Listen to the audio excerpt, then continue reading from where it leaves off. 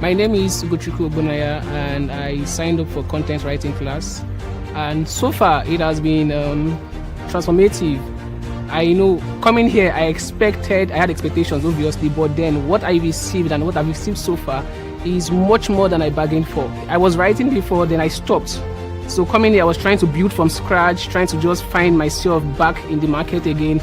So I was thinking it's just going to be basic knowledge of little things you have to know, but then it has been more than basic. This is pro level, much more than what I thought. I've learned more than what I even knew before. So it has been really amazing for me. Now, even beyond the teachings of content writing, the spiritual sessions, the prayer, the worship, everything has been overwhelming. It has been so wonderful for me.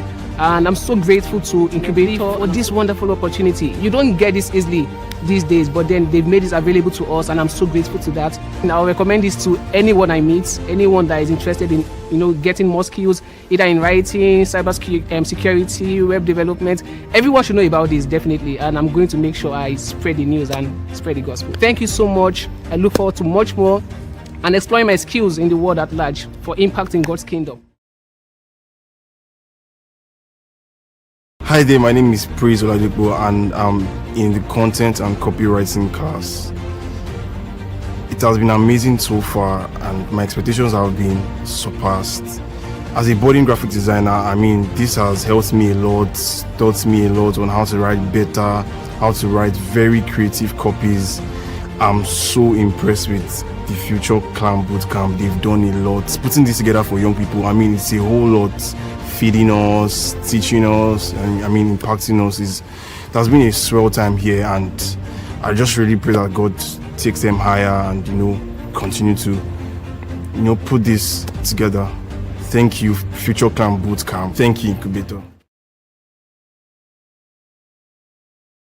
My name is Akinsonya Olatomiwa, and I am here live at Future Clan Bootcamp. I signed up for content and copywriting class, and so far it has been so amazing. Believe me when I say the classes has been so educative, they are so insightful, they are fun, there is just a lot to learn, and the facilitators are so good at coming down to our level. When you actually break things down to an extent that even someone who has no previous knowledge about this thing would actually understand.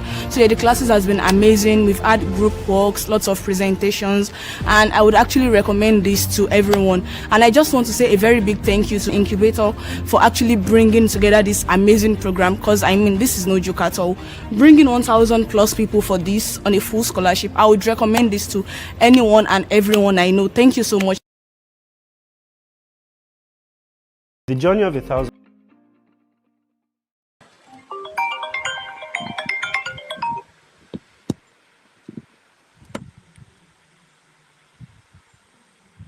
Hello, everybody. Good to see you again. I know I can't see you, but I can feel it. So excited to be here again. Yeah, we had a class yesterday on product context and strategy and context. So I'm so excited for today's class. If you're excited, please drop it on the chat. I'm excited for today's class. The journey continues, and I hope you're inspired by the videos. You can hear testimony from people that actually did the content writing, then product designer. So regardless of where you are,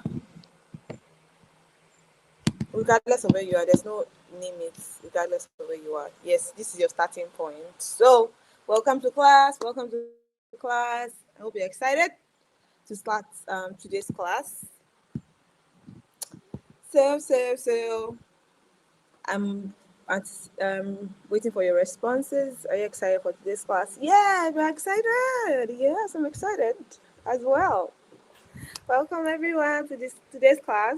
I hope you had a knowledgeable session yesterday. You were able to catch one or two things, and you were able to at least do the assignment or start working on the assignment basically. So I'm really pumped up for this class. I know it's going to go well. So let's get started.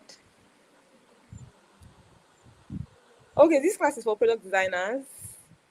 So in case you are not planning to be a product designer, this is the wrong group. So you might want to locate your own guys, because these are our own guys or our team, basically. All right, so let's get started.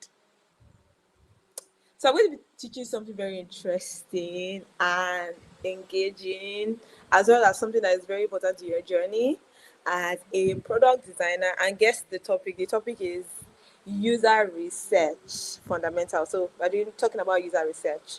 Now, there are some people that at the end of this bootcamp, they might want to tend towards that part, and they call them the user researcher. But you as a product designer, you need to understand the fundamentals. You need to understand, because even there are some companies in Nigeria that they have a standby user researcher, then a product designer or UI/UX designer. Why some company you have to like wear all the arts. You have to wear the arts, like I said yesterday, a a UI/UX person, a UX writer, a user researcher, and the list goes on and on. So today we're going to be talking about user research fundamentals, understanding users the right way. Remember, I said that we are in between the business needs and the user goals or the user needs, right? But today we want to talk about understanding the users the right way. How do we understand? What are the methods that we can use to actually understand our users, right? Understand their pain points, their strengths, or what they want, or what they are looking at, or what the frustration they faced for a particular product. You know, yesterday I mentioned that you should like tell me like products you see or you like, or product that you feel that could be better, right? So you are at that point, you were the user of that product, right? Me as a product designer, I can gather your feedback and say, okay, based on this feedback, then based on some other things, but we're going to discuss fully on that, right? So my name remains Folashade Adegbite, and so we'll be talking about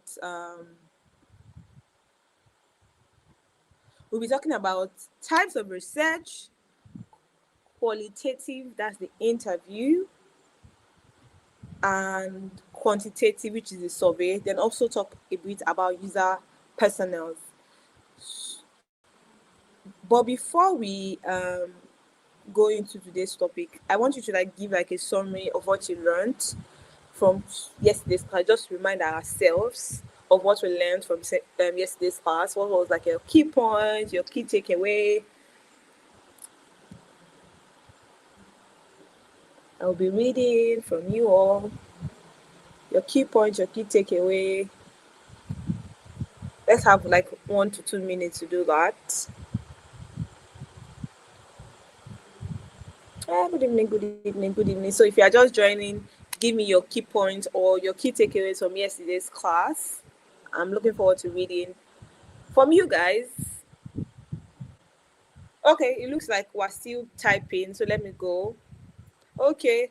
Someone Fadike Ibukun says that he learns that context is everything in product design. Product goals must be smart. Learns about UI/UX and its importance to product design. Context is product design. Factors like minimum viable products, milestone. Oh, wow, that's a lot. Well done. All right, so let's go. I want to quickly like do like a recap of design thinking process, because what we'll be talking about is actually inside, like it's like a process, a step you take in before you get to the final stage, which is the test stage, where you test your idea, right? So there's like 5 stages, Shikemi taught us, right? The empathize stage or process, the define. So the empathy or empathize stage is when you learn about your audience. You know your users. Who are your users? Who are your target audience? Who are your users? Then now, when you get to the define stage, so we'll be in between empathize and define stage in this lecture. So you know what to do when you're at that stage in your design thinking process, when you're building a new product, right? I love that. Okay, so please give me a few seconds.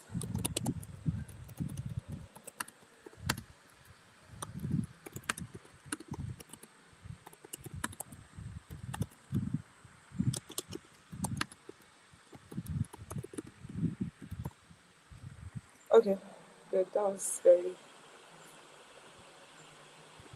So why user research really matters? I know you'll be wondering, user research, people talking about do your research, understand your users. How do I understand my user? Why should I do a user research? Right? So design without research is just a guesswork, and guesswork is very expensive. You don't want to build a product, or you don't want to work on a product that after building, you launch, then it's useless. A good product must be usable, must be useful, must be enjoyable, must be equitable. Those things, you need to consider them when you're building your product.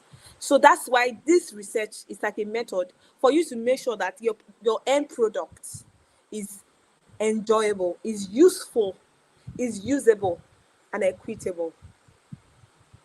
Right? So as product designer, it is very tempting. Like I was saying, that some people, when they hear about product design, they're so excited, and the next thing is they feel like we are just jumping on Figma. Like I said, it's like in fact, second to the last thing to do in the proper design, the design thinking process. Right? Many designers are very like, you just feel like design is just about pushing pixel, drawing, adding colors, typography. Okay, do the dashboard like this. Oh no. That's like the last thing to do, right? So as product designer, it's always tempting for us to like quickly jump into Figma to start designing. But the truth, and I used to tell myself, and I tell people, especially product designers, that you are not your user. You are, see, even if you are going to use that product at the end of the day, you need to know, you need to see from a standpoint of the users that will be using that product. Right? I was saying yesterday that maybe you are assigned to work on the products, and probably it's a fintech product. And the truth is that we have a lot of fintech products, right? You doing user research, you are doing it so that you can understand, number one, how to improve that product. Because at the end of the day, you don't want to do copy and paste. Yes, it's going to serve the same purpose, but you want to do it in a better way that will make the user that want to use that product happy or happier, right? So you are not the user. When you are building a product, you are not the user. Just know that. And that's where your research will come in. That's your, I call it a secret weapon for creating products that actually work, not guesswork, not, oh, will it work, or minimum. Let's try it if this will work, without actually talking to the people that will actually use the product or the target audience. So user research is really important in our lives as product designers. All right. So why should we care about research? Why should I, as a product designer, or as a UI UX designer, or as a UX researcher, care about research? Number one, you design for real needs and not assumption. Because you've been able to talk to actual users or the people that will be using your products, you get to know their real needs. You get to see their pain points. Oh, what in this product A? What are the challenges they are going through? How can you improve that process? Is it onboarding? Is onboarding taking like a long time? For instance, the goal of a product maybe is to make transfer, and there are a lot of unnecessary screens or unnecessary pop-up. From you inquiring from a user or researching, you're going to get to know that, oh, it takes a long time for somebody to actually send money, whereas the user will just want to use 3 minutes. Because of this feedback, you're able to build something better. And who knows, from there, people can just draw, because you have something to attract your users and say, okay, I have this, now I've added this, I've listened to you guys, we've tested this product, and we see that this is what you guys really need, and this is it. And they tend to move. Before banks like Kuda or OPay or Money Point came, they were, yes, our traditional banks. And now these people came and, okay, one of Kuda says that, okay, if you want to make transfer from bank, there's a particular amount they take from your account to send money. And Kuda say, okay, how can we lessen the burden on people? How can we help people, especially people that are in whatever a particular area that cannot afford to be paying these charges every time. And they thought about it one way to help people. They said, okay, 25 transfer, free transfer every month. Somebody wrote on a group yesterday that VFD, if I'm right, does this 75%. 75 transfer per week. I'm not sure, but I know that's what I saw. Right? So You might think that you know what the user wants because maybe you are using the product, but without asking them, you are just guessing. And assumptions is very, very risky. It's not the best. You need to actually know that you are designing for real people. Research actually give you insight into users' problem, their behavior. How do they behave on this platform? What's their goal? They want to send money. What problem are they facing? It takes a longer time for them to send money, or it takes a longer time, or they get, maybe when they are making payment, they don't get to see some information that they want to see. Because you understand your user already, because you already spoke with your user, you've interviewed your users, you've asked questions, or you study their behavior or how they use a particular product, you're able to gather all these insights and build a better product, right? Another reason, I hope you are with me. If you're with me, just tell me, yes, I'm with you, I'm with you. So,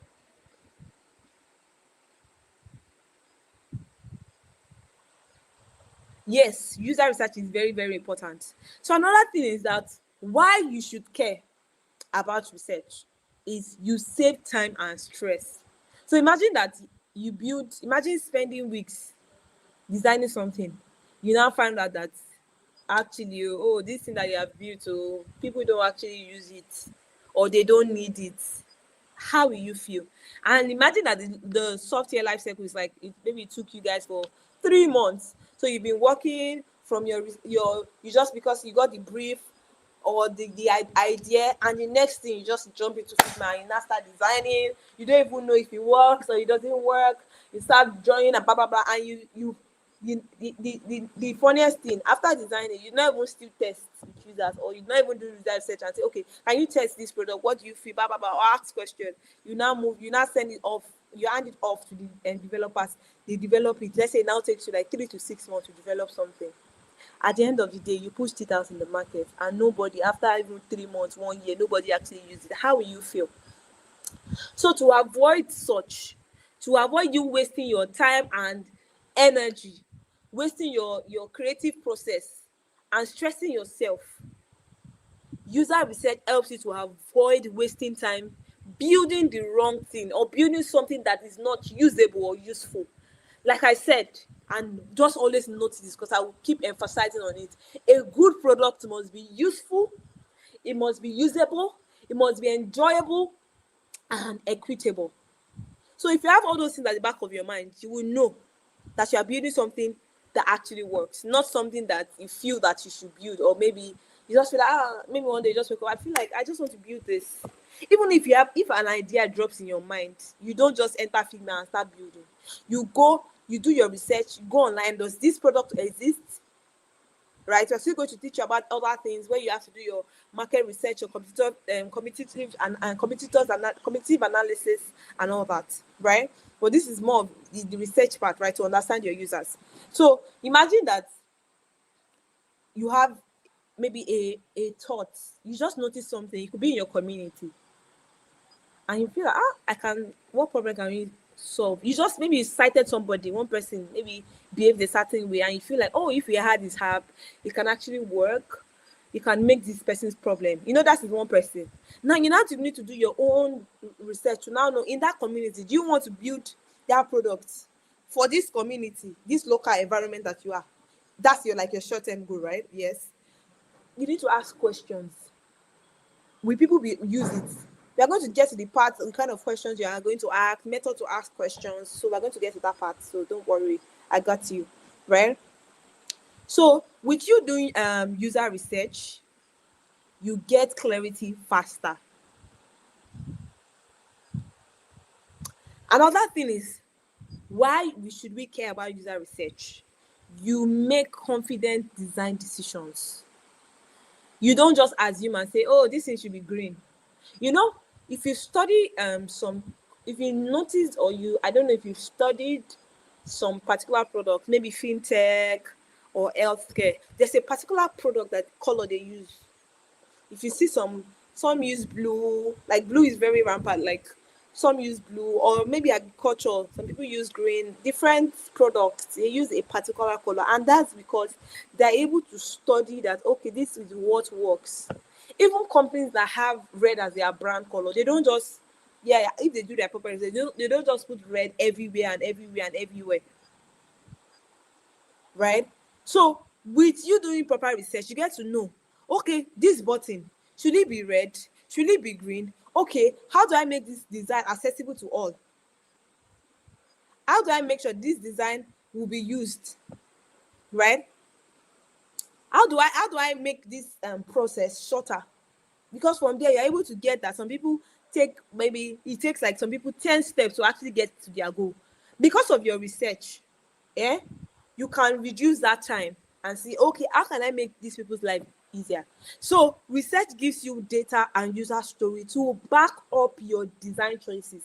And let me tell you something, this thing will help you because it's going to get to a point in your career that, or maybe when you start working, that a stakeholder can just come, or somebody in the team can just come that change this to red. And if you are not careful, or if you do not make proper research, you will not be able to defend your work. Another thing that I feel like design help, doing proper research, user research, help you to do, because when you get that data, you are able to back up your design with data and say something like, based on my research or based on the data I've gathered for this particular thing, this was the preferred color, or this was the preferred font, or this was the preferred way for people to actually make payments. I hope we got that right. So research, like I said, gives you data and user story to back up your design choices. By the time you have data, you don't need to guess and say, oh no, how do people react when they see this? How should an home icon should be? How do people make payments? How do people swipe? How do they enter their PIN? What is most collected to know your customer? KYC. What is like the most accepted KYC? How do you, like, different questions? But overall, it helps you to make make a confident design decision. So you're able to even defend your work, right?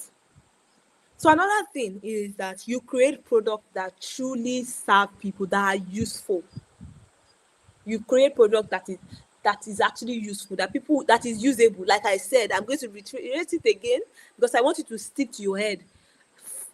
A good product must be usable, useful, enjoyable, and equitable.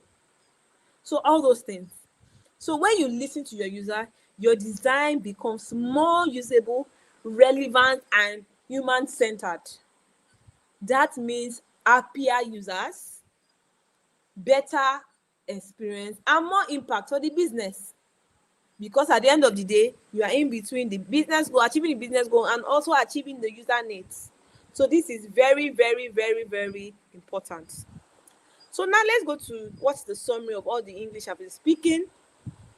Just know that user research isn't just a nice to have, like, because of Folashade said we should do user research, so this project I don't want to do user research. You should have said, I did user research. No, know that it's a core part of your great design.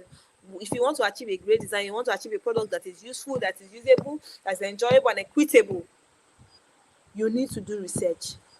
So if you want to build things that people love, you need to start listening to them. It's just like if you're in a relationship, you want to love your partner. How do you know your partner's love language? It's by communicating, asking questions. Okay, or by studying them. You get to see, I think this person likes act of service. I think this person I like receiving gifts, and like that. So if you actually want to build something that people will love, you need to also listen to them, see how they behave using that product, see how they act when they use that product.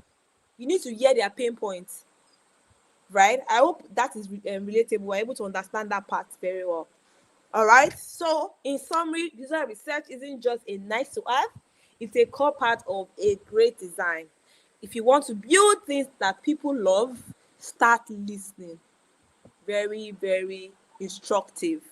Now, based on what you've learned, let's drop a summary, key points from what you've learned based on what we just did about why should we care about research. So based on your own understanding, what's your own perspective about research? Why do you think that you should do research as a product designer? Now, I want to ask you personally, based on what we talked about, why do you think that we should actually do research as a product designer? Yeah, thank you. Ibrahim says research saves time and stress. Thank you. A good product must be usable, useful, enjoyable. Just put that at the back of your mind, like put it somewhere. Write it in a very big or a paper. Research is necessary for a product to be successful. Thank you. Please, this person that is asking, is there no class? Please, this is product design class. Yeah, you need to know the recipient. I love that. Okay, research is important because it gives you direction. Research gives data to back up your design choices. Nice. Well done, everybody. Well done. You guys, I can see that you guys are paying attentive to the class.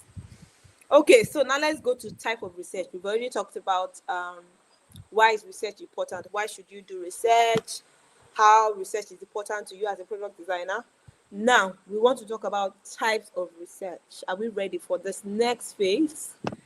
Right? Someone says to avoid jail. Oh my God. Oh, as a product designer. Oh my God. Okay, so we have two types of research. We call them qualitative research and quantitative research. So I know it might sound the same, but just know one is quali.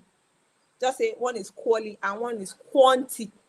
So like quality, quantity, that kind of thing. So that you remember and you not mix it up. Quali, quantity. Quantity, you know, our quantity, something that you can count, right? Quality, your value or whatever, right? So if you see from my oh my God, from this diagram, you can see that that's the qualitative, is about you also collect data, right? But how do you collect data? It's from interview sessions, discussion with focus groups, case study, and ethnography, like that, right?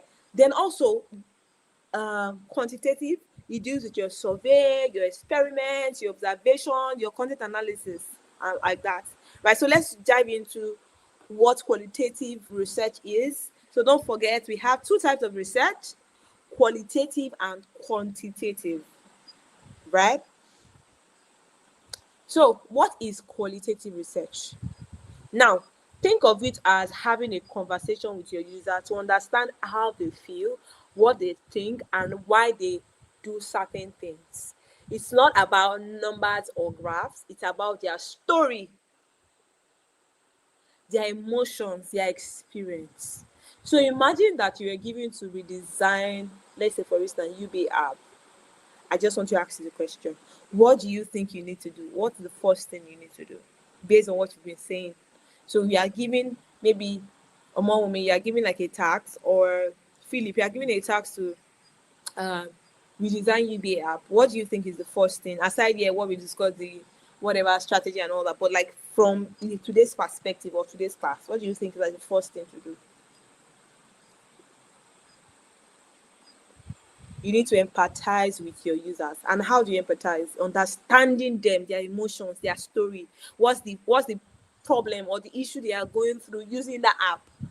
What do they want to change in that app? If they were given the opportunity to change something in that on that app, what would that thing be? Thank you very much. Who answered my question? Omome and every other person. Yeah, and yes, thank you. So it's not about what numbers, right? So case study, let's do a quick case study. You are designing a juice delivery app. Now let's now imagine ourselves. I want to imagine that I am the interviewer and you are the user. So if for instance I've been assigned to actually design a juice delivery app, so I am, let's put into act. I know that I can't see you, but I can feel your presence anyways. Okay, so I'll ask questions like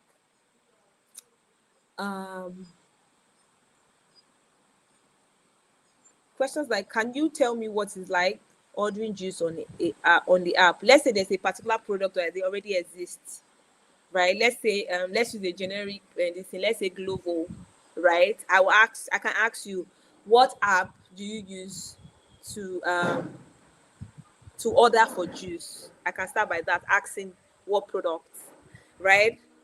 But you can't just start and say, okay, what app do you use? There's a tone, there's an interaction. You start, hi. For instance, I'm not seeing you guys. I can say, hi, hello, Victor. My name is Falashade. I work in social company, and we're trying to build a particular product for delivering juice. And I would like to ask some questions around ordering juice on your mobile app. Would you mind giving me maybe 2 to 5 minutes of your time? And the person responds and say, oh yeah, yeah, I'm fine. And you start asking questions. Okay, have you used any particular juice delivery app? How was the experience like? And all that. Then you could ask for the name of the app, right? Maybe they've even used more than one, or you've not even heard of it before. It's the first time. You can even like note that down, right? You can ask person that, can you tell me what it's like ordering, like what's like your process? Or another way is, if you're maybe with the person, you can just tell the person, okay, can you log into this app and use it? I want to see how you actually order a juice from the app. And you're able to see, okay, the step by step for them to get to that point. And from there, you can even ask the user, okay, if you are to change something from the way you, or the process of, or the screens that you used to order juice from the app, what would that be? So from there, you're able to study their behavior. You're able to see, okay, how are they happy about this particular thing? Will they like to improve all these things? You could even ask questions like, how do you feel when you couldn't find your favorite flavor? Maybe the person is looking for orange juice, and it was very stressful for the person to actually get orange juice, or it wasn't straightforward. The person can also give you a response. So you know that in your own products, you are able to make it very obvious that, okay, there's orange juice, or probably like a filter for people to actually filter. Okay, do you want orange juice? Do you want pineapple juice? Blah, blah, blah. Like it's evident, right? Or you can ask question, what will make the experience smoother for you? Like, what would you want to see better in this product? So all these questions, they are not limited. It's just like a case study we are like examining to see, okay, if we want to build a juice app, how do you ask questions, right? Right, you ask quality questions. Thank you, Elizabeth. So the answer, they are based on your answers or your question, right? They give us qualitative insight. They help us see the app, so you are able to see the app through the user side, how they interact. You could even use it for your own particular product that maybe you've built it and you want to test it with the user, right? You can tell, oh, use it. I've had, when I had like a course, I did like a course, a nano-degree course on Udacity, and at some point I wanted to, I built like a education app on that, because that was like, there was like tasks for every lesson and all that. So the particular lesson, we were told to do like a case study for what product you want to build. So after building the product, I had to because it was COVID period, right? So I didn't want to use my family members, right? So I used a particular website. I can't remember the name of the website, and I just uploaded the prototype on that website. And when I uploaded, I asked, okay, you are able to review, like you just put it online, then people go there to help you actually review by actually interacting with the product, like clicking and clicking and clicking, right? So after uploading, I noticed that some people were stuck around the onboarding. And based on that insight, it helped me to develop that product better, right? So imagine that I just worked on that educational app and say, okay, maybe I've done whatever I need to do and just submit like that. Maybe I might not even pass the class or whatever. But because of those people that actually interacted, I saw that they were stuck on your onboarding flow. They didn't even understand what to do next, right? All those things, it will aid you, it will help you to see the app through the user eyes, how they interact with it, right? So examples of qualitative method, we have one-on-one interview. Like I used us as an example, myself and product designer, then you guys are the users. So just like assume that we're actually on video call and interacting. I'm asking you questions about the particular product. I'm asking you, oh, how can we make this product better? How do you want this product to be better, right? Another example of qualitative method is usability testing. That's watching how somebody uses your product. So you've used a particular product, maybe an MVP, then you are now testing like I did. I designed the product, then I uploaded it on that website, and people were able to interact, and they were stuck. So I was able to see, okay, oh, this is where people were stuck, improve, then went back, and I saw that that problem was solved, right? So usability testing is a method, a qualitative method, right? Open-ended survey question. If you know Google form or type form, or there are different forms basically. So in case you don't know Google form, please, you are going to use it, because we're going to use it in the course of this bootcamp. I'm going to use a lot of major tools, that simple tools that are free. You don't need to pay for them. Google Doc is there, Google Sheet is there, Google Form is there, FigJam, Figma. So all those things, we're going to use them in the course of this class, because they are like simple things, free tools that we can use for now, right? Then also user diary studies. Another way, if you don't want to do a one-on-one interview, right, you can ask people to keep a journal about their experience with a product. So if you want them to give you their experience about using maybe a CUDA app, or MoneyPoint, or XPay, or Reliance Health Care app, or basically any app that you want to build for, right?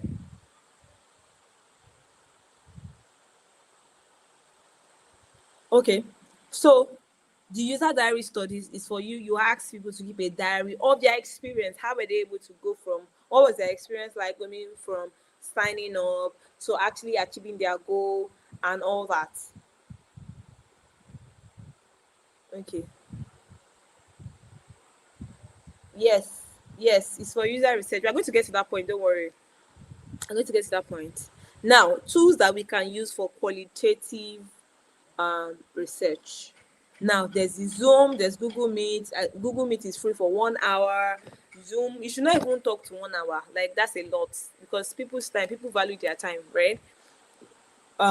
Zoom, you can use Zoom, you can use Google Meet, you can have one-on-one. Maybe you are trying to build an agency banking, and where you are saying the right area, ask questions from people, or probably they are because you want to build an agency platform, you can talk to agents, a POS agent around you, and say, okay, what is your product? What platform do you use? Someone can say MoneyPoint. Okay, you see how they interact with MoneyPoint products, how is it, and all that. From there, you're able to get to know how to improve the product, right?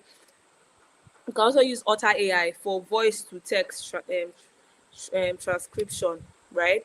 So, for instance, if you record, you can use it to change to text. Now, there's something they call Notion. Yeah, it's easy to use, but Google Doc is simpler, right? But Notion has a lot of template that you can use, and also has a way that they categorize their stuff and make it look more beautiful and well organized. But either ways, you can,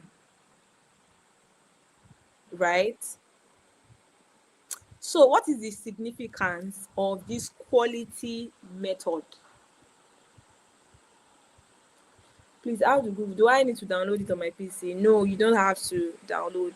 There's a practical practice part of this session, of this class, that I attached a document. So when you get access to this slide, you're going to click on that link, then practice it, how to conduct interviews, how to create Google form. I intentionally imputed a link for you to watch how to create Google form, right?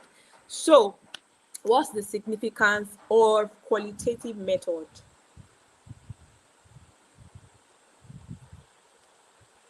No, that's quantitative. We're going to get to the part of quantitative anyways. So it helps you understand the real people behind the clicks. It shows you what is broken or what is beautiful about your design. It also gives you emotional context that data can't show.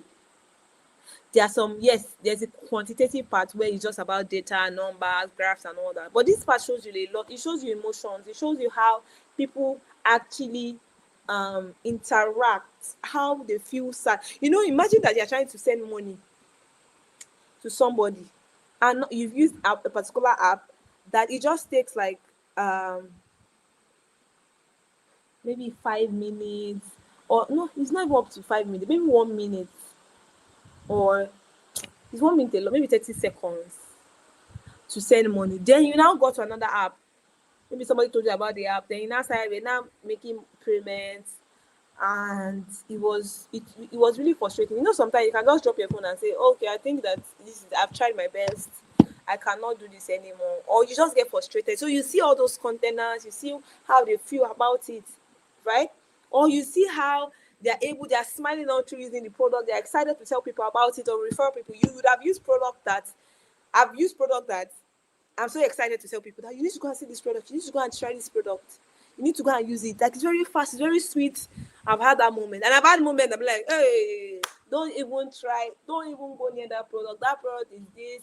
It's so slow. It's so fast. It's all that. And people pick up all those reviews. If you go to Play Store, oh God, there are some products that you should not even bother to check. You will see different kind of comments and you'll be like, this is people's efforts that you are actually talking down on. But a true company, right, would actually pick those reviews and see how analyze it and see how they can actually make that product better. I hope what we see me and I have not lost you. I hope I have not lost you and we are still doing it together, because this research you are going to do for your final project, you are going to do research. You're going to do case study. So all those things are very important. So it's better you are in this class and you are following. Thank you, Blessing and Silva Ario, for following me. Thank you very much. Don't worry, you will get the PDF. It's very, very important. So, quantitative research, we've talked about qualitative. So what do you understand about, in your own words? I know you people will wonder that every time. Falasha is always just asking in your own words. It's because I want you to understand it. If you don't understand, it's a problem.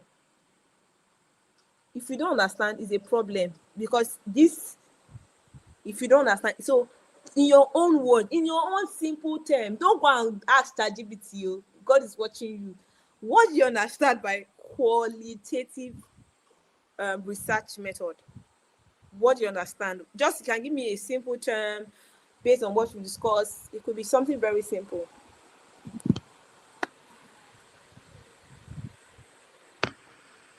All right, while I'm waiting for our responses, I'm going to go to exactly, because I know some people will quickly go, according what is qualitative, and quickly type in simple term, or in learners what did they say in oh my God, in a layman definition, what is that? You come and drop something. Thank you. Asking questions or interviewing people to get quality answers. Behind the screen, verbal response, short. Some people don't even short. I like you. I like that you are giving me your own words, because when imagine that you get to that part and somebody asks you, okay, based on what you understand by user research, why do we do user research, and you're not able to do, and you're saying that I did bootcamp. No, may it not be your portion. So it's very important that all these things, basic things, you need to understand them. I used to tell my mentees that basic knowledge will remain, like the fundamentals in design will remain, but trends and whatever will come and go, but that fundamental that you're able to understand, it will help you. When I started my own career, it was after 2 months I started working as a junior product designer, but I rushed the process. But guess what? I had to go back to actually learn from the beginning again. Yes, I was already working as product designer. I was already doing design, pushing designs. But based on my review with my mentor at that time, my line manager and my senior, like, because I had like hierarchy. There's the line manager for your own for design. There's not like the line manager for like the tech thing. That's TDI, right? One of the feedback I got was that I need to go back to the basics because there are a lot of things that was happening in my design that my mentor thought like, if you had actually learned some things, you actually see it, right? You would have noticed, oh, this thing should work, your color usage, your that, and I had to go back. So I don't want your own story to be like that, and that's why I'm taking my time to teach you. And they are not limited to just teaching. You go and do your own research to learn. Like I'm going to say, I say, it's not only just a good student would listen in class, interact in class, go back and watch the material, then read more resource to understand, practice. So it's very important. So thank you very much for following, and I love that you actually giving me your own understanding. So thank you very much. So let's continue this. Thumbs up to you guys. All right. So quantitative research. We talked about qualitative, and now we're talking about quantitative. So quantitative research is all about numbers, statistics, and measurable data. Thank you very much, Olamide. Olamide says that qualitative focuses on observation and interviews. Very simple, and it is based on why. So I can see that you guys are like in this class. So qualitative research is all about numbers, statistics, and measurable data. So someone was talking about a data analysis. So this kind of research, you can actually analyze it. You don't need, you do little of data, but a data analyst can analyze it properly because you already they will even do like a dashboard. I've had like a big brother, he's a data analysis, and in camp, like they did like a form where people filled form for maybe when they were home before they got to camp. And after the camp, they were able to analyze it. And I saw the data, I was like, wow, like this is so beautiful.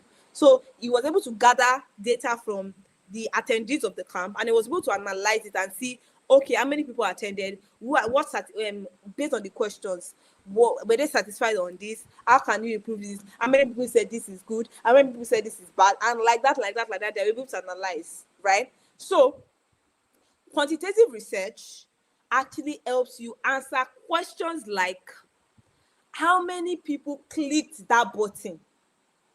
You know, qualitative, you are going to know, you are trying to know, okay, how do people behave? What's people's pain points? How do people interact with this product? But now in qualitative, you are now able to, you are trying to gather data to see, okay, I have built this thing. We have successfully built this product. Now, maybe after a month, we now get to find how many people actually clicked that button. Then you get to see, okay, our first 3 months, we had, based on, because there's a way you can derive data. There's a way you can get data based on things that happen on a website, right? So you now get to see, after 3 months, users actually clicked this button maybe 3 times. Maybe you're trying to analyze the sign up button. Now, there's another part again. You can now say, okay, which feature did they use the most? Is it the sign up feature? Is it the sign money feature? Maybe for instance, a mobile app, a fintech app.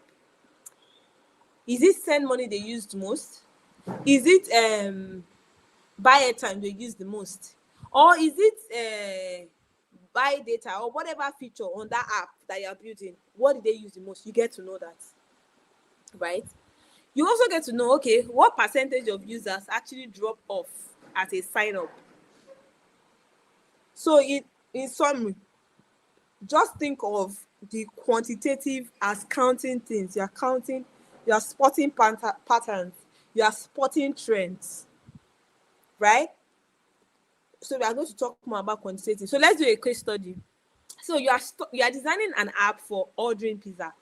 Then you send out a survey. You use survey in quantitative. We are still going to talk about it. Sorry, please. You are designing an app for ordering pizza, right? You send out a survey and you find out, after sending your survey on Google Form, maybe you created your survey on Google Form, you are asked certain questions. Based on analyzing that data, you know, on Google Form, there's a way you can analyze data. So I'm going to show you something. I can show you now, maybe towards the class, so that, yeah. So you are designing an app for ordering pizza. You send out a survey. After sending out a survey, you ask maybe what's your preferred pizza flavor. Then you ask, okay, maybe you made it like an option. Is it pepperoni? Is it chicken or whatever? All those flavors. Now, after all this survey, you've created the survey, you sent it out. You're now analyzing, right? Or you're checking like the feedback. From it, you are able to see that 78 of users prefer pepperoni. 62% of users order at night. And all this prompt is based on questions, right? 45% of users think delivery takes too long. So those numbers tells you what is happening across a large group of people, and that is quantitative. Now, you know that in qualitative, you can only do, maybe for instance, 2 to 3 people. You can do more based on your capacity, but at least minimum of 2 to 3 people. You can just interview them, do the qualitative, ask questions, okay, interact with this product. But quantitative can go very, like, it can go far and near. You just create your survey. Just create it and write context. Okay, I'm working. I don't know if you have seen it, maybe on LinkedIn, or probably somebody sent it to your group chat. I'm working on a project to help young people grow better in their career, and I will need you to answer this question. And they will not send a link. Then you not see the link. How old are you? Or what range? What's your age range? What is this? They not start asking you questions. Quantitative can be sent to a larger number of people, right?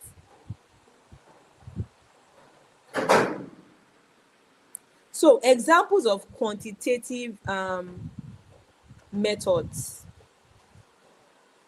We have examples of quantitative method. We have online surveys with multiple choice or rating. You can ask people to rate what's the between 1 to 5, how will you rate this product, or how will you rate this feature, depending on your questions, right? We also have Google Analytics that helps you to analyze maybe your website or your app statistics. So with Google Analytics, you can get actual data on how people are actually using the product or the website or the mobile app, right? There's the part of it maps showing where people click the most. That's another method.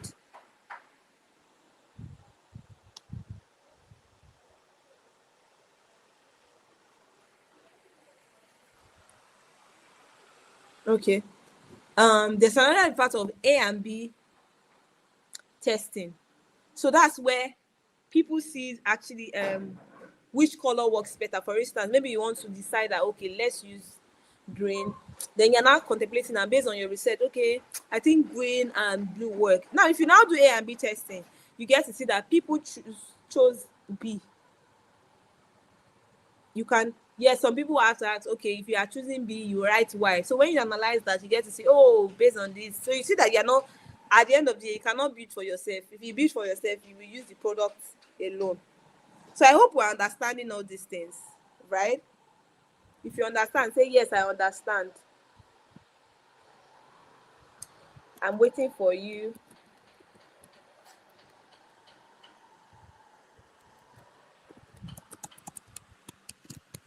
Okay. So, okay, well, good. So if I say that we should go and, if I ask the difference between qualitative and quantitative, we understand it. So you're not mixing the two. Quanti. One is about data. One is about observation, right? Just if you understand that too. So tools that you can use. There's Google Form for you to create a survey. There's Google Form. It's free and it's easy as far as you have a Gmail account. If what you don't understand, let me drop it. You can treat it later, right? Tools you can use to do your quantitative research, right? Okay, so quantitative, you can actually do Yeah, it depends.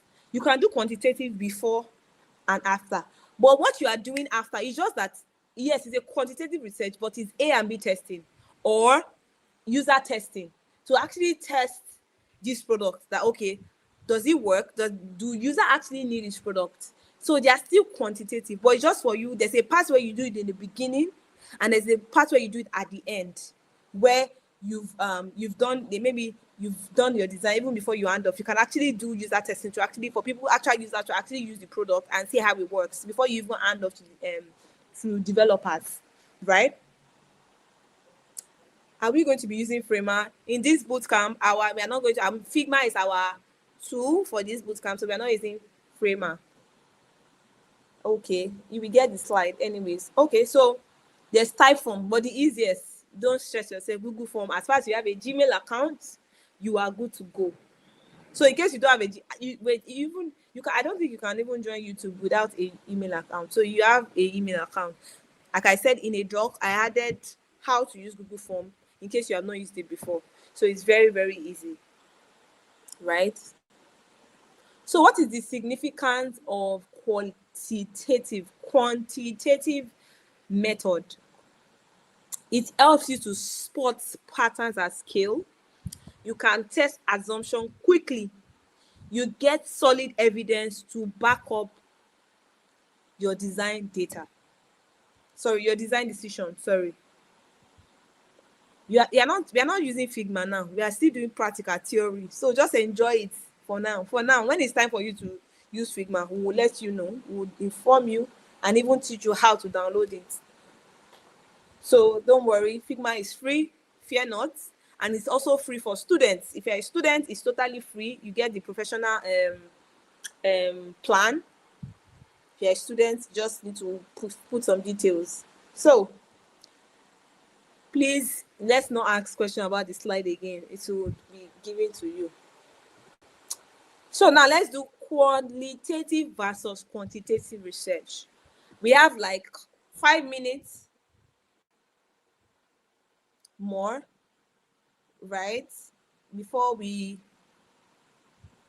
of you that are asking me all these questions, please.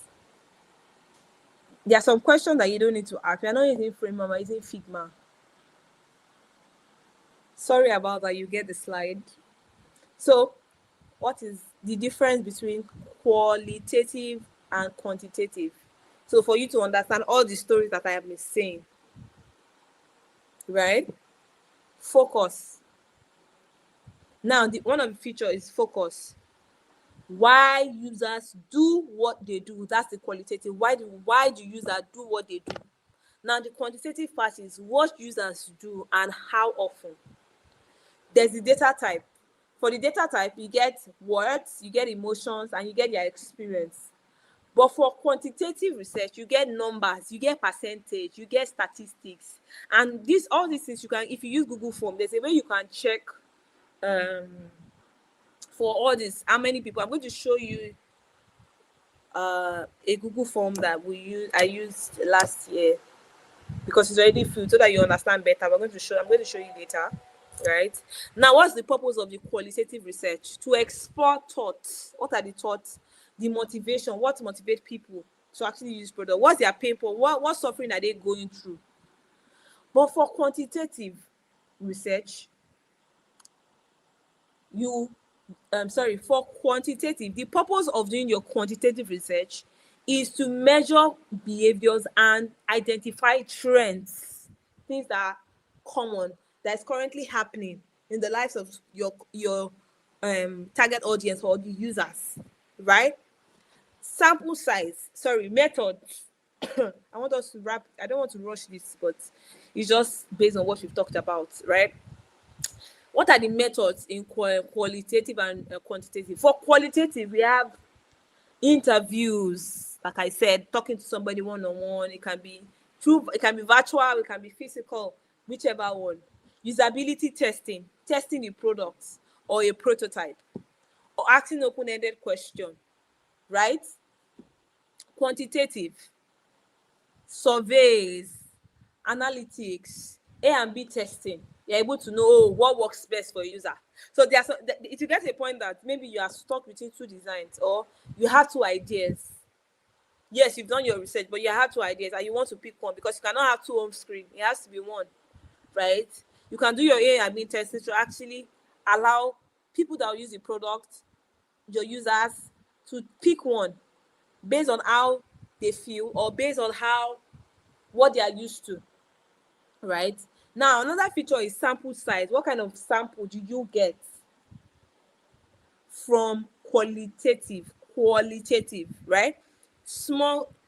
What the sample size is small, just small group. Like I said, minimum of 2 to 3 people. You can now decide to do 5, but at least 2 to 3 people is okay.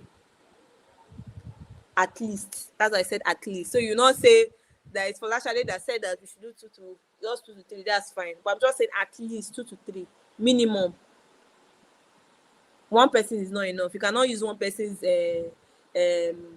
response or behavior to judge everything. That is hypothetically wrong. At least have more people to talk to, and that's why we have the quantitative as well, to reach larger audience, to reach a lot of people anywhere in the world, as far as they are within the jurisdiction of people you want to solve problem for, right? What is qualitative best for? Is best for understanding problems and designing better solutions. So you can see the one is best for understanding problems and designing better solution. A/B testing, comparing two solutions for a particular problem. So for instance, you have home screen. So your home screen, you did like 2 designs, right? And you're in between, okay, should I go for A, should I go for B? You can push those 2 design out, right? And allow your users or stakeholders or people to actually choose one that best work for them. Do we get? Yes, it's possible to carry out mixed method. I recommend that mixed. Don't just rely on qualitative or have the two. They work. They are into like this collaboration. It's a collaboration between two. Yes, it is important to test with people from all ranges, but imagine that you just have a certain number of people. You cannot test everybody in the world now. But that's why the quantitative is actually very, very easier. Like, it's easier. You can just create a survey, then share with people. So you have a lot of people that can fill it. They are not in Nigeria, you don't have access to them, or you don't even know them. There are people that filled my form that I don't even know, I've not met before, right? So qualitative is best for understanding problems and designing solutions better, while quantitative is for testing ideas and proving patterns. You've done your you want to test ideas. Okay, this is the idea you have. You can start with your crazy eights and all that. Now the tools, because we want to go on break now. We have 5-minute break. You can use Zoom, Otter AI, Notion, Google Meet. Then for quantitative, you can use Google Form, Typeform, Google Analytics. So I hope we are clear on that, quantitative versus quantitative. So we are going to come back. We are taking a break. Please fill your attendance. If you have question, like I said, I might not be able to answer all the question, but take your attendance. Thank you. I'll see you shortly.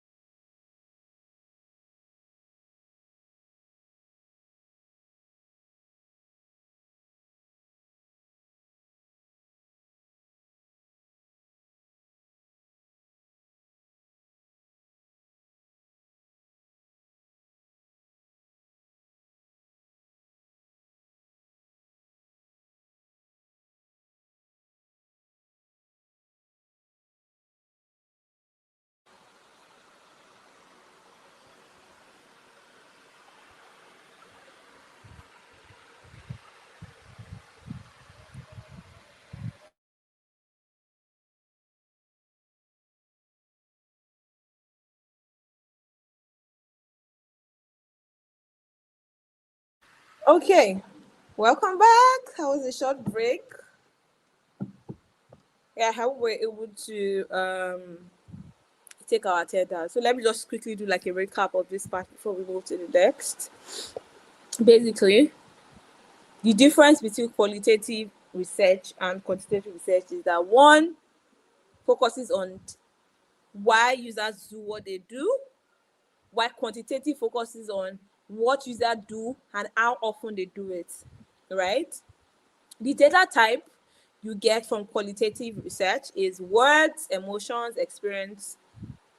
For quantitative research is numbers, percentage, statistics, right? What's the purpose of qualitative research? To explore thoughts, to explore motivations, to know motivations and their pain points, right? The purpose for quantitative research is to measure behavior and identify trends, right? The methods for qualitative research is interview, usability test, open-ended question. The method for quantitative research is survey, analytics, A and B testing. For the kind of size or sample or people that you target audience that you want to reach out to, for qualitative is just a small group, so you are able to gather deep insight, while for quantitative research is a larger group for broader trends, right? Qualitative research is best for understanding problems and also designing better solutions, while quantitative research is for testing ideas and proving patterns. Different tools that you can use for qualitative: Zoom, Notion, Google Meet for virtual calls, Otter AI to convert your voice to text, while for quantitative research is Google Form, text form. But for this class, we're going to be using Google Form for our quantitative research. Okay.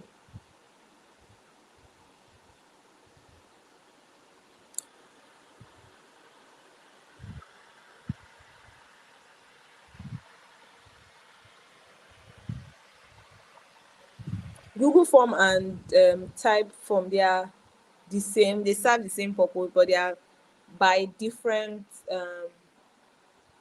product owner. So Google Form is from Google. Type Form is from Microsoft. Yeah, Microsoft basically. So simple term, so that you understand all the story we have been talking about. Qualitative data is why it's happening, the feelings, the stories. Quantitative data is what is happening and how often, the numbers, the charts. So we use both together like bread and butter. One is bread, one is butter, to support one another. So qualitative tells you why people struggle, and quantitative tells you how many do, right?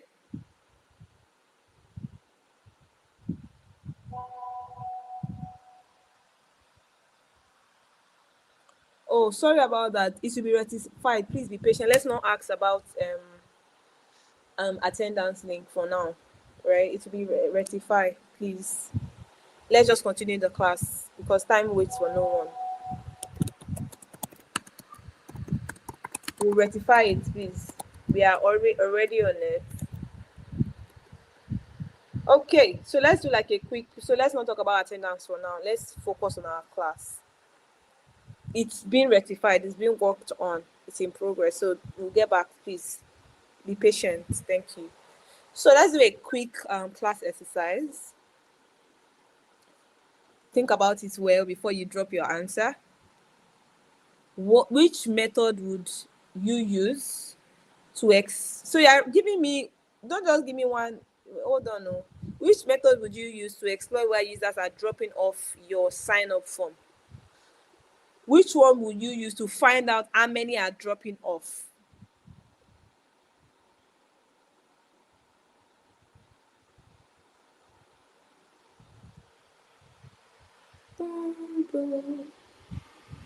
So I'm going to set, I'm coming.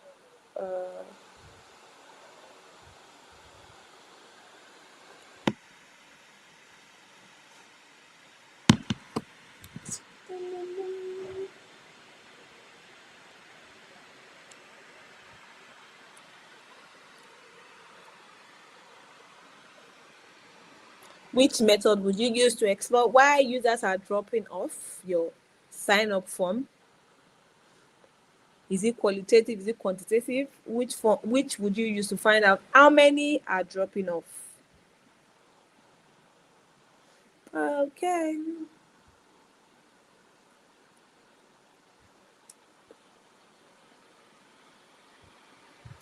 Okay, it looks like majority got the answer. So for you to understand how users are actually dropping off your sign up form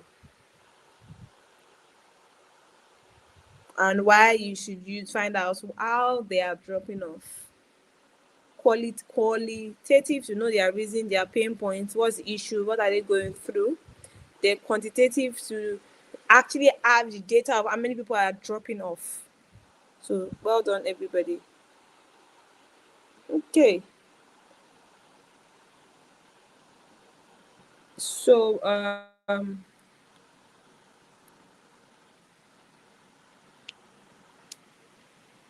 the link will be dropped.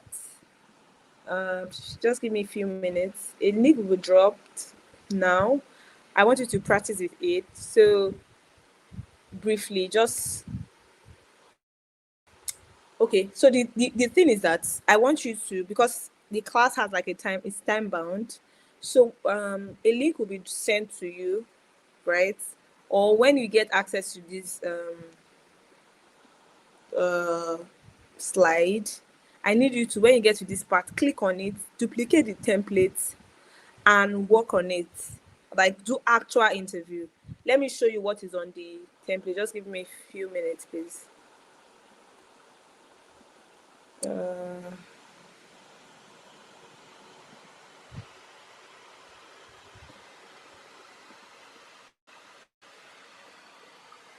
What I want you to actually do.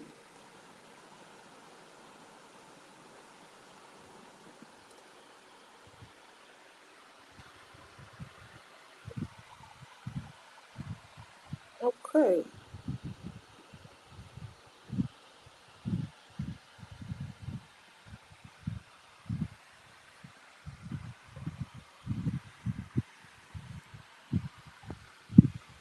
Okay. So this is what is in the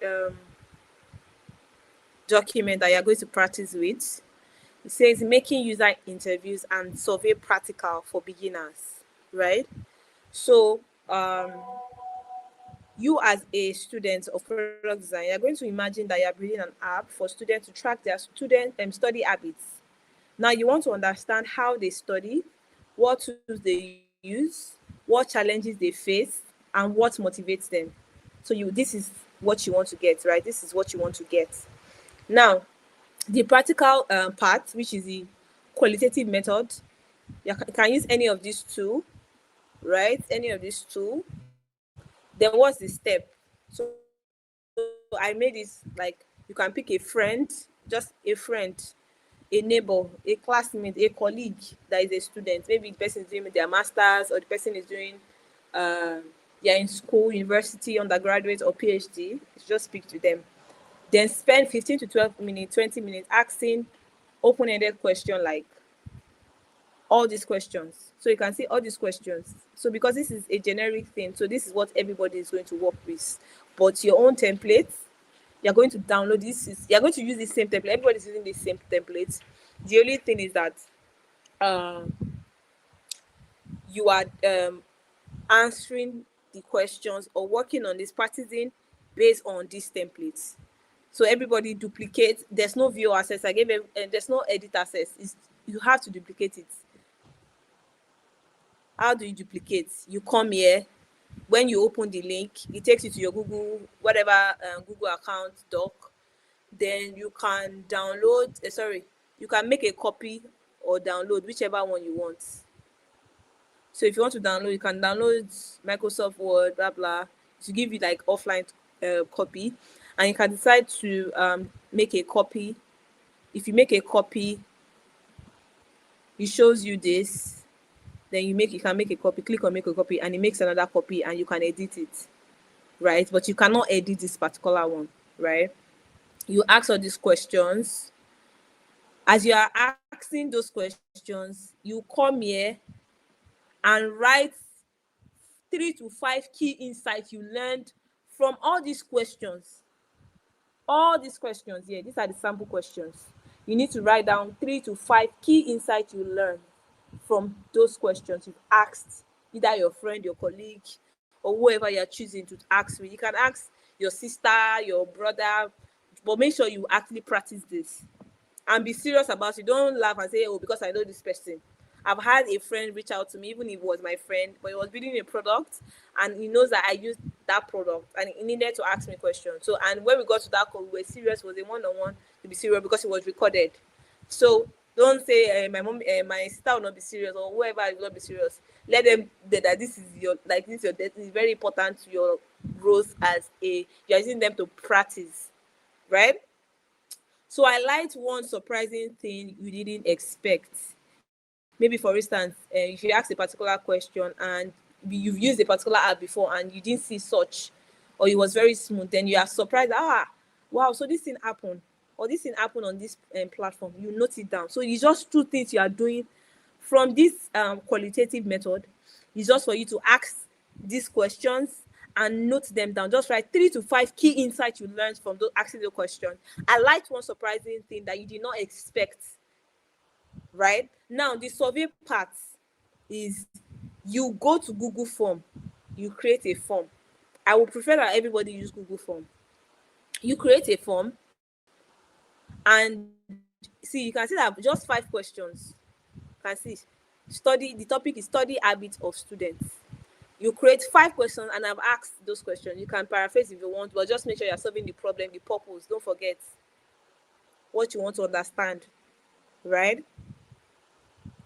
Sample, these are your sample questions. You just copy. Okay.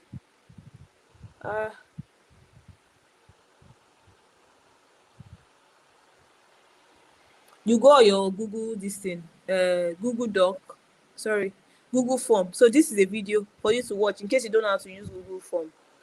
You go to the video, you watch it. It's very, very easy to use, right? You create just these 5 questions and send out. Share your form with at least, you can see that it's at least 5 people must fill that form, at least minimum of 5 people. Collect their response and observe their patterns. Identify one surprising trend or patterns. Now, at the end of both tasks, what insight did you gather that you wouldn't have known without this research? That's another thing for you to note. Did anything surprise you? How can this help you design a better product? So you can also pick a particular study app or educational app or whatever. You can pick that, or you just make it generic as this.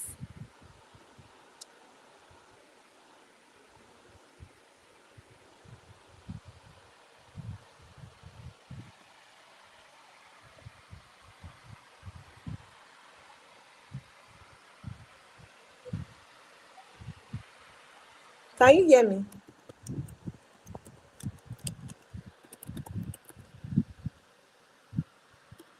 Hello?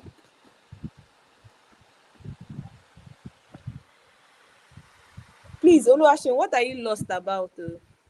Please let us know. Okay, did you get everything I mentioned? Okay, the link. Well, I'm going to drop the link. Someone is going to drop the link so that you can duplicate it. Yeah, so don't worry about that. Somebody's going to drop the link.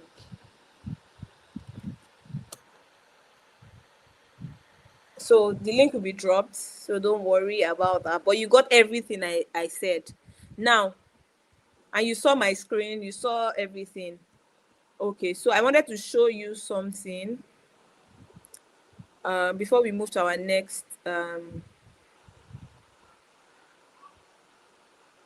a Google form that was created. I promised that I was going to show you.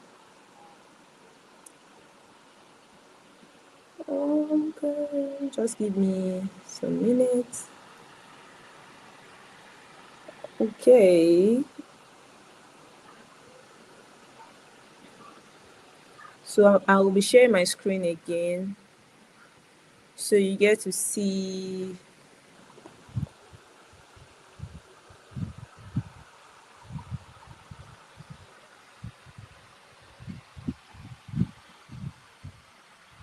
So now this is like a survey, right? And when it was being sent out, it's actually for a mobile app, right? A mobile banking app, right? So it says, hey there, this is like the survey I want you to create. I'm just giving like how your survey should look, right? So this is a UX workshop survey, right? And you can see that I had like 137 people respond to that. So your own is just not, it's not even up to 100, it's not even up to at least 5. So it says, hey there, thank you for taking the time to fill this survey. So you also need to write your description, right? The aim of this survey is to gather feedback from users about their experience with mobile banking apps in Nigeria. We want to understand their needs, their preferences, their challenges to design a more useful, friendly, and effective mobile banking app. This will help us to create features and improvement that enhances user satisfaction and address common pain points. So you can see that in this form, I was able to write like a description of what the form is about, so that when they click on the form, you understand that, okay, this is what this form is about. This is the problem I'm trying to solve, and I will need your insights by filling this form. And I told them also specify that this survey will only take 5 to 10 minutes of your time, and your sincerity will be appreciated, right? You can see the question, what's your age range? They can choose any one of this. Why it's showing it? Because it's my account. So normally you're not supposed to see all this part. You're just supposed to select, ask who's your, you see that if you not ask who are you or what's your name, there's no need for name. Some cases they will ask you to send your email address, but most cases they might not ask. But because we are getting to a part, we want to get to a part to get particular data from a particular audience, right? You can see mine started from 18 and the app was 14 and above, 41 and above. And the product is for Nigerians. You can see I've stated it for Nigerians. So I asked, are you a Nigerian? How often do you use mobile banking app? You select one. The user is allowed to select one. You can see this is a radio button. So for a radio button, they only have one option. But for check boxes like this, they can pick multiple options. For instance, this says, which features do you use most often in your current mobile banking? Select all that apply. They can select everything and add extra. So you can see all these questions. You can see the rating part where they rate how important are security features to you in a mobile banking app. How important is it to have quick access to customer support within the app? And the questions goes on and off. Now, if you create a survey, you see this part. There's the responses and the settings. So you go to responses. Now you can see that they've even done. You can see my chart, right? So from the chart, I had 137 responses. I was able to see that below 18 people. Can you see when I hovered on it? 5 people, that's 3.6% of the people that responded to this form were below 18. Can you see? I was able to analyze just by using Google Form. The rest you can see. I don't need to be a data analysis to do this one. Google has made it easy for me to analyze that, okay, people that responded, 33 or 24.1% are between 26. So you get to see all this. That's analysis for me. Oh, can you imagine that 98.5% are Nigerians out of this 137 responses? Don't forget, it's based on your responses. So you're able to see all those things. I see how many people chose. Can you see? Based on the feature, how many people chose those features? What was like the highest now is people want to, that is very important. The feature that is important for them or that they use most frequently is transfer money. So you're able to understand. So imagine I'm using a mobile app, a banking mobile app. I'm able to know. So what will be my MVP here? Transfer money. That's like my first priority. To transfer money that people this is the most frequently used feature in mobile banking. You get to see, okay, what challenges or frustration do people face when they are using their current mobile app, whatever mobile app they are using. Now, some people say the IS is slow to load. How do you solve this problem? You have to figure that out. Okay, poor customer support. How do you solve it? how to navigate. How do you make sure that it goes to at least 1.0, or in fact it's 0.0? Then you look at every other thing and see how, okay, what do I need to solve first and all that. So let me just stop here.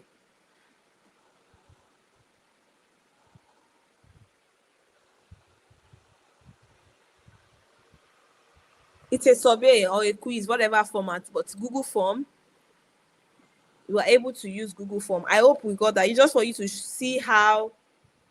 Wait, somebody's saying I can't see my screen. Did any other person? Oh, you might have to rewatch. You can start, not now. Oh, it's not now. It's after this class, because it's after this class. After this class that you can start the practice, right? So thank you. Wait, you're saying you're not seeing my screen. So all the chat box I was showing you, the chat box, you didn't see it. The Google form, nobody saw it. Oh my God. Oh, you got it. Thank you. I was scared when I saw that I can't see your screen. Please don't screen my screen. Oh. It's very important that you see my screen. Oh, I guess it's network. Oh, network, because different network bandwidth. All right, now let's go to the next question. Topic is user personas. So this is like a diagram of how you take or you create a user personas, right? So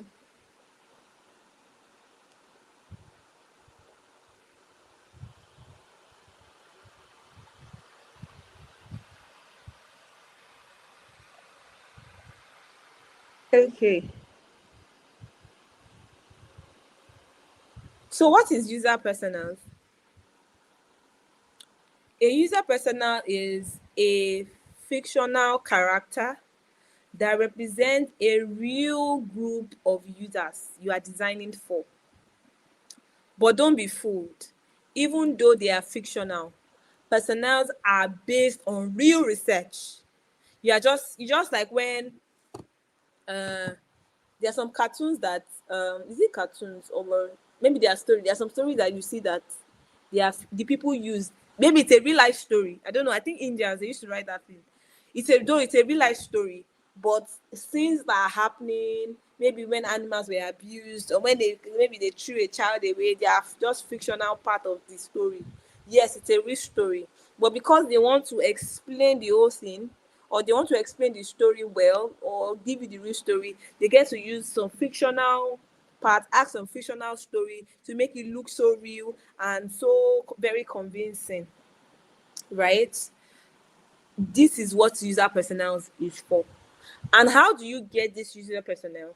Now, after doing your quantitative and qualitative survey, your qualitative and quantitative research, there's something we call this user persona, where you now tend to, based on the data you have gathered, like, I don't know, for those people that saw my Google form where I showed you how many percent of people actually I had like 137 people fill that form. It was 136 or 137 fill that form, right? And I saw how many percent were a particular age, so I can pick from and say, okay, I can just think about somebody and just say, okay, I want to use Tunde. And it doesn't have to be a real, like, when I mean real person, like a real life, how do I explain it? A real life person. Maybe you want to write about Tunde, or maybe because of you spoke with Shade, or you spoke with Kemi, you now say it's Kemi that has to be my personnel. No. What you are doing here is that you are just gathering data and summarizing it into maybe one or two persons, user personnel. I recommend 2 user personnels. So you can use one personnel to focus on one part of people that filled your form, or the part of people that you interviewed, then another personnel to pick another person or target group or target user. So you can say you can pick between, for instance, one personnel. You can say, okay, let's say for instance Kunle is 21 years of age, he's a student, and it's based on the questions you've asked from either your qualitative and quantitative, right? So I just want you to think about a user personnel as if you are creating a mini biography of your ideal users. So you're just speaking, it's a fictional character, but you're still representing the real people you are designing for. I hope that is clear, right? Don't worry about my face. If you're actually hearing me, it's very, don't worry, just hear me. As far as you're seeing me, please, right? So it's a fictional character, right? You can just speak any name, you can form names, but make sure that your user personnel is representing a real group of your users. So you can just summarize, maybe for instance, your target audience is between 21 years to 30 years, right? You can pick in between based on the survey you've collected and say, okay, Kemi is a student, she's 21 years old, she loves traveling, or she loves money, or she likes doing business, or whatever. Someone said my face is motivation. Please don't accept it whether you see my face or not, but don't worry. So, or whatever, right? So just think about it as you are creating a mini bio of your user, your ideal user, the people that will use your product. So that when you create that, it helps you like know that, okay, I'm designing for these people in mind and not just for the features, right? So let's see what is inside a good personnel, or what should be inside a good personnel. The features, number one, the name and photo. It doesn't have to be a picture of that person. Like I said, it's a fictional character, right? But it's not, yeah, it's a fictional character, but the story is real. So you can decide to use, you put that I want to see myself, you have seen it now. It's a fictional character, but the story is behind, the story you are telling is behind the data you've collected from your user, whether through quantitative or qualitative. Now, you see your name and photo. If you remember this, let me go back to this slide. If you look at this way, you might not be able to see it, but it's attached in this document, right? So there's a template attached, right? You can see there's a picture here. There's a picture here. There's where they put certain details. It's on FigJam, anyways. But you are still you guys are still learning. So let's calm down with FigJam for now, right? There's a template already. There are different templates. There are templates that what they just need is just write the bio data of that user, right? Yes, Fumi, you're right. So what are the things inside? The name and photo. You don't have to use, thank God there's AI now. You can change a picture to AI this thing, or you can just download any picture. It doesn't have to be, don't say that you had an interview with somebody, you now go and put the person's picture there. It's not me that thought you that one. No. You can just pick a random picture and make sure that picture is free, that they will not is not licensed, is free. They've written that it is free and you can use it. Or you can even use a cartoon character or an icon. Just make sure it's just for you to have a picture, a pictorial representation of who you are building for, like a summary. Like after all you've gathered your quantitative and you've gathered everything, just like do like a summary and just break them into two. It can be two groups. You can speak, maybe you are building for young and old, and say, okay, pick one character to be young and pick one character to be old. I hope you got that, right? Also, what the age and their role, it helps you to understand their stage in life and daily context. Their goals, what's their goals? Their frustrations, you write it, what are their goals? So let's say this is elderly person and this is a young person. This young person that you are using as your character, what is their goal? This young person that you are using for your character, what is their own goal? What is their frustration? What is this old person's frustration? What is this young person's frustration? What is their challenges? What is their pain points? What pain point do they face when they are using a particular product? So in between, you are, don't forget that you are using two characters. One is the older character, one is the younger character. Now, what's their behavior patterns? How do they typically interact with tech or your product? You know that the way a young person, or let's say a Gen Z or an alpha, would interact with tech now is different from how baby boomers or millennials. I think baby boomers is even before. millennials would interact with tech, how they interact with tech. For instance, you're trying to build a platform like TikTok. I know that now everybody just on TikTok. But let's say you're building a product for TikTok. What young people are doing on TikTok is different from what young old people. Some old people or millennials, baby boomers, most of them are there for business. Why the young people, they are here to do whatever thing that they want to do. So you need to study their behavior and create your own fictional character so that you already have a picture of people that you're building for. I hope you got that. Now, what is their tech level and comfort? Are they tech savvy, or do they need extra guidance? You know, some of our parents, we have to tell them, they will just ask you, hello, Folashade, about how do they do this? Me, I know it. Or even like, but because maybe they are not used to it and they ask you question. So how do these old people, how do they interact? Are they tech savvy? Do they understand how to use the product you're trying to build? Or do they need extra guidance? You know, for a young person, let them just collect that phone. Once they grab that phone, once they grab the phone, that's all. They're able to do anything that they can do. Someone, if you are, please, if you are lost, you might want to watch again, because going back might like take our time. So you might want to watch. So it might be your network, maybe your network was interrupted. So please, let's try not to distract the class as much as we can, right? Okay, so I hope we're able to understand what a personnel is. That is a personnel is a fictional character, but it still represents a real group. You see that you grouped certain age together and you formed a character for once, for instance, like I said, the older part and using the younger part, because we have different users.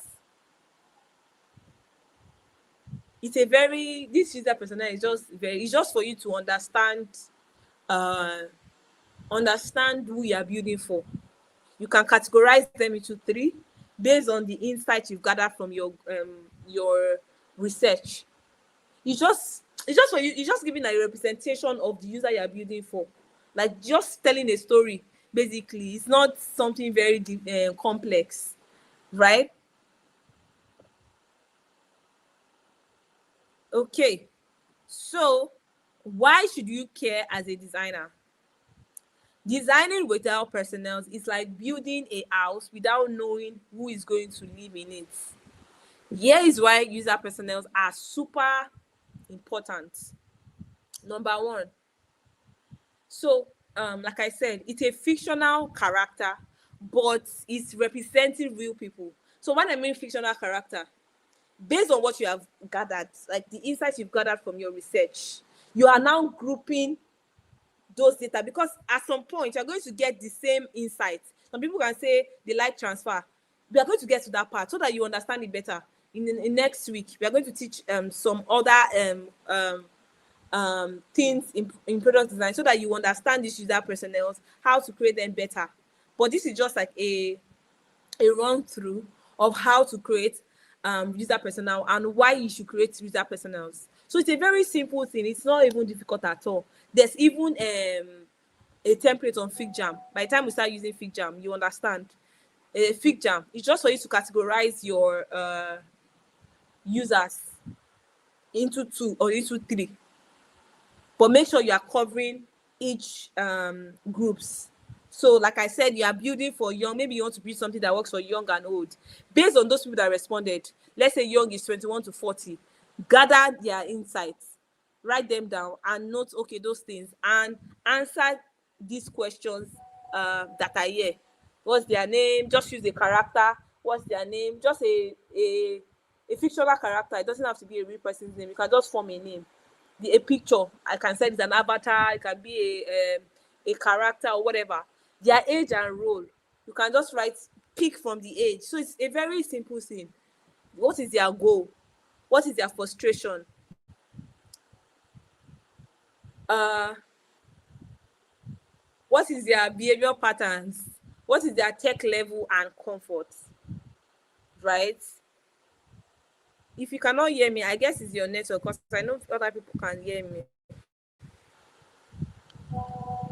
Like I said again, and I'm going to say it again, I'm going to reiterate, building a user personnel is based on your data, the data you have received. It's based on your user research. You cannot create a user personnel based on your own thoughts. It's based on what you have researched on, the questions you've asked your your users, and gathering data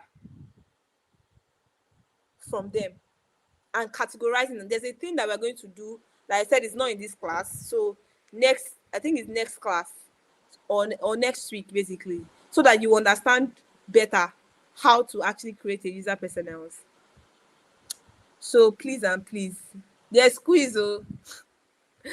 So let's be fair. I'm going back again because this user personnel. After user personnel, you need to go straight to another thing. So if you don't understand this, you need to go back and watch this and understand. Please and please, and do your research as well. So here's why user personnel are important.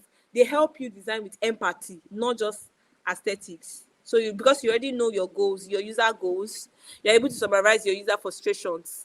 Now, they also guide your decisions when you are stuck because you know what you are building for, who you are building for, right? They align your team on who you are designing for. You know the people you are designing for, what age range you are designing for. They stop you from designing for everyone, which is the same as designing for no one. Okay, so let's use a case study. Let's say that you are designing a budget app. Here is one of your personnels. After you've done your research, you've gathered your data, you can create one personnel based on the feedback. Let's say, right? A name, let's give it a name. Sarah. What's the age? 29.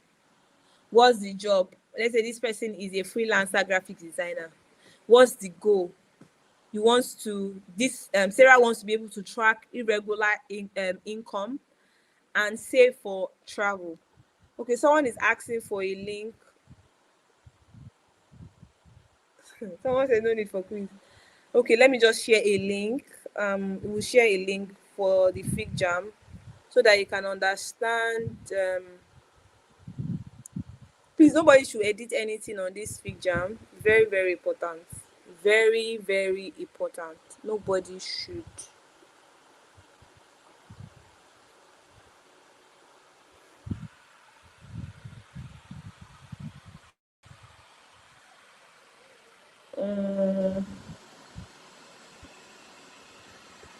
My God, I can't find it at the moment, but when I do, I'll find a way to send it across.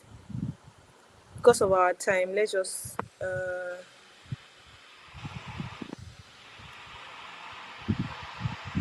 okay. So why is loading? I can't find it right now, but when I do, oh, interesting. I can't find it. I still saw it before this class, anyways. All right, so let's continue because we have like some other things to do. So the goal of Sarah is to track irregular income and save for travel. Frustration: find most financial app too complicated. Test queue: medium. She's comfortable with apps but not advanced, right? So when you are designing the budget dashboard, for instance, you remember that based on this information or user personnel, you remember that you need to keep it visually friendly. You need to avoid too much jargon. You need to allow for flexible income tracking. So this is a user personnel template on FigJam. Let me just share this one. The other one has been filled already, but this one has not been filled. But at least you have like a view of how it works, right? To be shared to you. So don't panic. Please, it's a view access. Don't try to edit anything. It's just a view access. So it should be sent to you. So come, just be patient with me. Thank you. So closing notes. Let's use this to close. Your users are your best design partners. Talk to them. Don't skip research, even if it's informal. Keep it in man. Don't skip research, even if it is informal. Keep it human. Be curious and empathetic. Have empathy. It's okay to start small and improve over time. That's my closing note, so note that. So, what did we learn from today's class? Before we go to our class activity, we have like less than 10 minutes. So let me wait for people to join while I share the FigJam link that has been filled before for user personnel, but this one is like a template, so you get to see what are the things that are supposed to be filled. They cannot even edit it, they view access. So let's start joining and dropping our questions or what you've learned from today's class. I hope you'll be able to learn one or two things. Very, very important. The class is just getting started and getting better every day. So there are more to come. So watch out and yeah. So let's start joining. Let's start joining. Let's start joining. Nobody's here, please. One person is here. I can see two persons.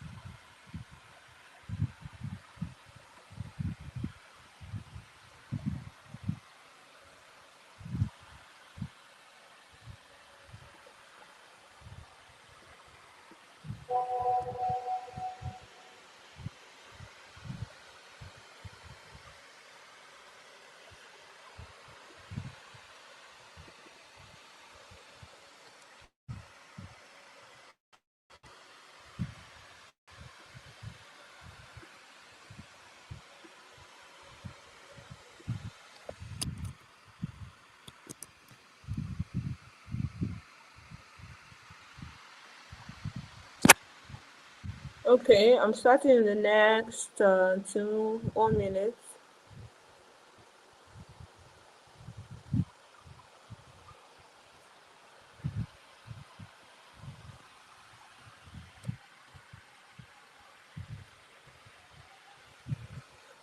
Okay. I think we're good to go. I'm starting question 1.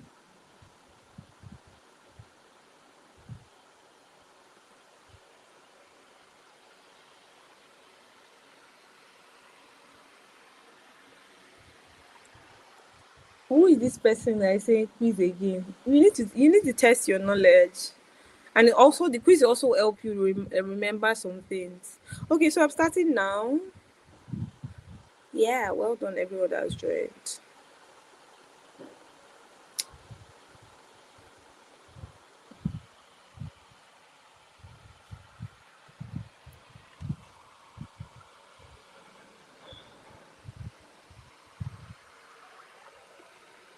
Eh?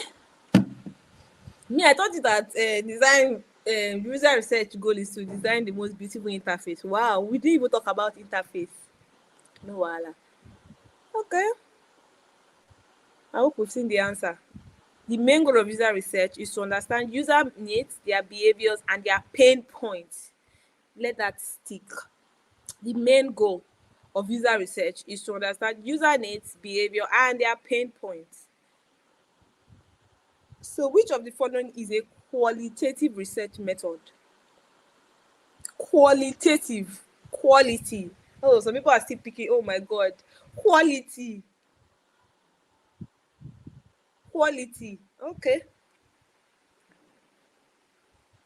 I'm watching all of you in 3D like this. 3D. It sound good?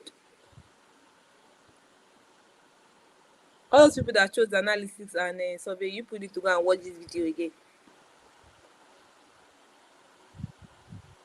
Quantitative research focuses on what? People should calm down. I know you want to be first to answer, but don't forget qualitative, quantitative. One is about number, one is about emotions, about how people behave. People are still picking. Oh, I don't judge. I watch and I don't judge. Anyways, in this one, okay. User research focuses on numbers, trends, and what people do. So all of it that shows emotions and user motivation. God knows the number of your house.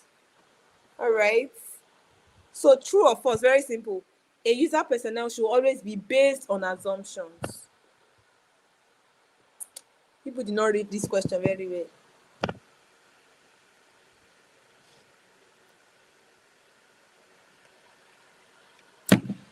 So let's see our answer. The answer is so congratulations to those that chose false, and congratulations also to those people, other people. So which of the following tools is best for conducting surveys? I'm watching and I'm looking at this one. Everybody must get it too.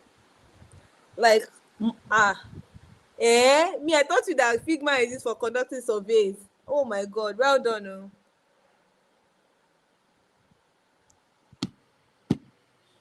Well done. I can see people. People are well done. Well done. That 2%.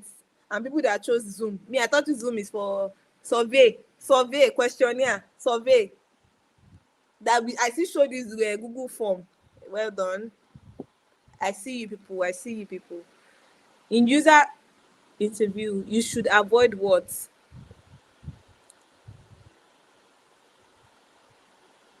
What should you avoid?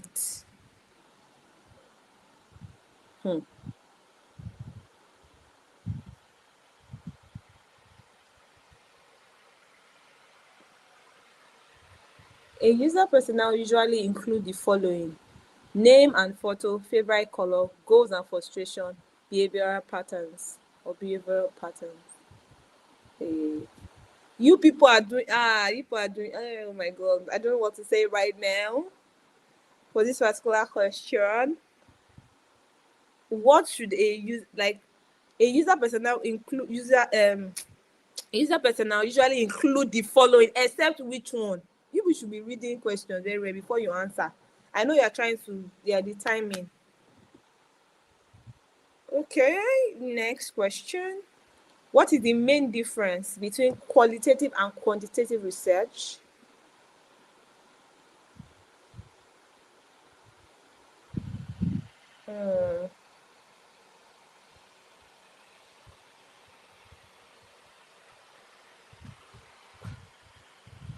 When answers are obvious.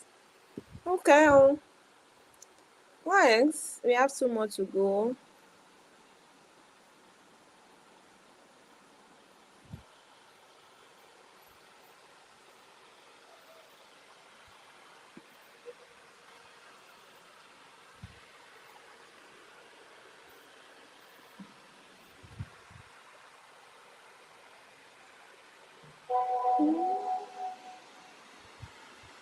To impress stakeholders. That's why you're doing qualitative and quantitative. Wow, that's interesting.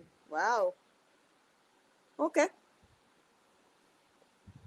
At least you are seeing the answer. So next time, if I know that if we do this quiz again, everybody will score 100, like 10, 10, 10 over 10. Okay, so this is the last question.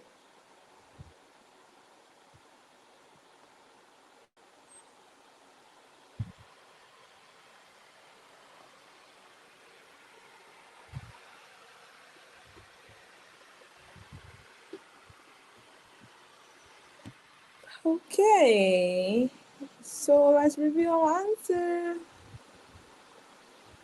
And review the final board. Oh wow, Shell. Oh my god. Oh my god.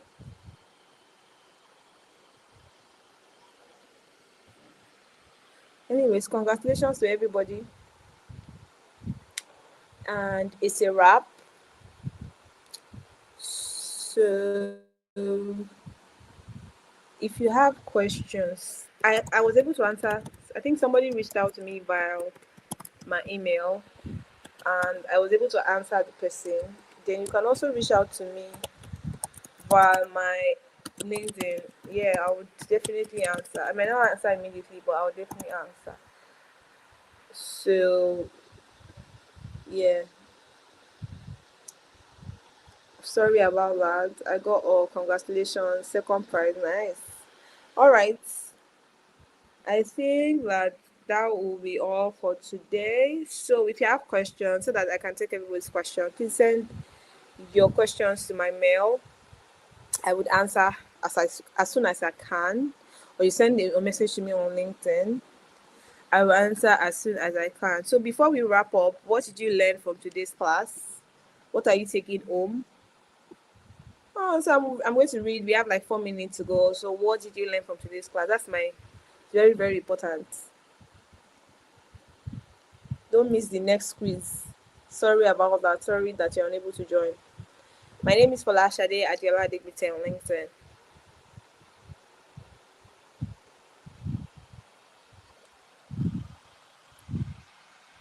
Oh, are you sure you do not feel any? Okay, so let's go. Let's quickly wrap up. What did you learn from today's class? What's your key takeaway from today's class before we wrap up? And please go and study that user personnel. Go online, you see different user personnel. But that particular template I shared with you, and please, the practice question, make sure you attend, like do it. It will help you, because when you get to the part where we'll start doing the hackathon or doing your final project, you are going to do all these things. So we are not going to wait till that time when you need to now work on your final project to now start doing all these things. And that's why we're giving you all these practice questions to do. So please go and practice. Do it. Make sure you do it.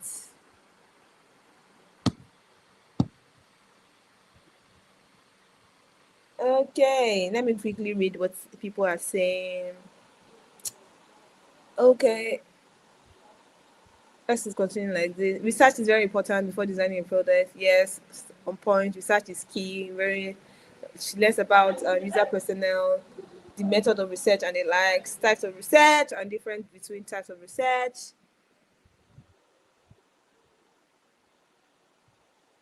Oh, sorry about that. I should have shared the link, but that's late. The importance of quality. Okay, qualitative has to do with numbers, statistics, and measurement. Qualitative research helps explore the thoughts, motivation, and pain points of users. Thank you. But okay, please, is it possible? If I create a survey for a hospital? Yes, you can create. So the institution, there are certain users as well. So even if you are building for an institution, maybe you're building a website or an admin portal for institution, it's still users. It's not AI that want to use it. It's still certain people that will still use it. So yes, you can create a user personnel for an institution product. As far as it's not that the website will just be there and be looking, somebody that will use it. All right. So thank you so much for your time. It was a great time today. Let's get ready for next class and see you in the next class. Bye, everybody.